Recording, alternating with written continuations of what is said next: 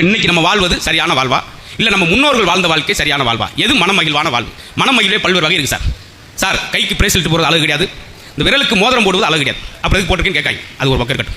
உண்மையிலே இந்த கைக்கு எது அழகுனா, ஐயா சாப்பிட்டு 2 நாளாச்சிங்க ஏதாவது தர்மம் பண்ணியான்னு ஒருத்தன் கெஞ்சி கேட்கும்போது உங்கள் பையிலேருந்து ஒரு 10 ரூபா எடுத்து கொடுக்கும்போது அதை வாங்கிட்டு 2 கையில் நீங்கள் நல்லா இருக்குன்னு சொல்கிறேன் பார்த்தீங்களா, கொடுக்கும்போது மட்டும்தான் அந்த கைக்கு அழகு. இதெல்லாம் நம்ம முன்னோர்கள் செஞ்சாங்க. கர்ணன்ற பேரில் இருந்தாங்க, இன்னைக்கு ஒரு கர்ணன் காணாமே. அதனால தான் முன்னோர்கள் வாழ்ந்ததா.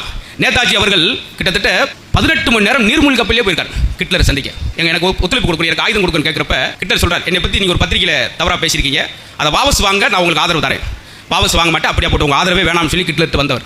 உத்தம் சிங், பகத்சிங் போன்றவர்களாம், உத்தம் சிங் தன் வாழ்நாளில் 12 வயசில் அந்த ஜாலியன் வாலாபாக் படுகொலையை பார்த்துட்டு தான் மனசுக்குள்ள அது ஆழமாக பதிஞ்சு அந்த ஜெனரல் டயர்ன்றவனை எப்படி நம்ம மறுபடியும் தாக்கணும், அவனை கொல்லணும்னு சொல்லி எங்கள் இங்கிலாந்திலே போய் பிச்சை எடுத்து காசு சேர்த்து துப்பாக்கி எடுத்து அவன் நடந்த மீட்டிங்கில் அந்த ஜெனரல் டயர் புத்தகத்துக்குள்ள வச்சு சுட்டு கொள்ளும் போது அந்த பகத்சிங்க்கு மகிழ்ச்சி வந்துச்சு.